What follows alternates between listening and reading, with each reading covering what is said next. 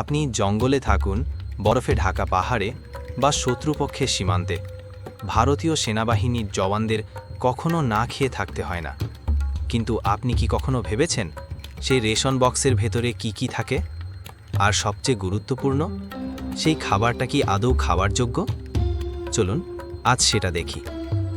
এই যে আপনি দেখছেন, এটি হলো ভারতীয় সেনাবাহিনীর ফিল্ড রেশন বক্স, যাকে বলা হয় কম্বাট রেশন প্যাক বা সংক্ষেপে সিআরপি।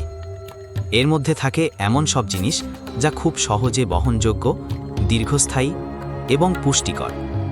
যেমন রেডি টু ইট মেনু, মটর পনির, রাজমা ইত্যাদি। থাকে সিল করা পুরি বা চপাটি, এনার্জি বার এবং গ্লুকোজ বিস্কুট, বাদাম, কিশমিশ আর সল্টেড চীনাবাদামও থাকে পুষ্টি বাড়াতে। পাশাপাশি চা, কফি আর ওআরএসের ইনস্ট্যান্ট স্যাশে। এবং হ্যাঁ, ছোট একটা কেরোসিন ছাড়াই চলা স্টোভও থাকে। এই খাবারগুলো সেনারা আগুন ছাড়াই গরম করতে পারে, কারণ এতে থাকে একটি থার্মাল হিটার।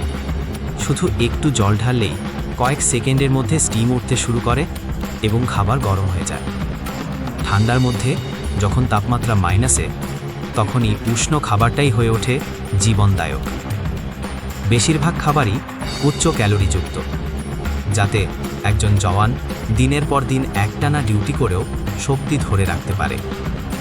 স্বাদের দিক থেকে বললে এটা হোটেলের খাবার না হলেও মিশনে এটাই হয় স্বাদের জয়। তাই যখনই আপনি খাবার অপচয় করতে যাবেন, একবার ভেবে দেখবেন আমাদের জওয়ানরা কেমন করে প্রতিটা খাবার সংরক্ষণ করে, গুরুত্ব দিয়ে খায়। ভিডিওটা ভালো লাগলে সাবস্ক্রাইব করুন এবং আমাদের সেনাদের জন্য একটা স্যালিউট দিন।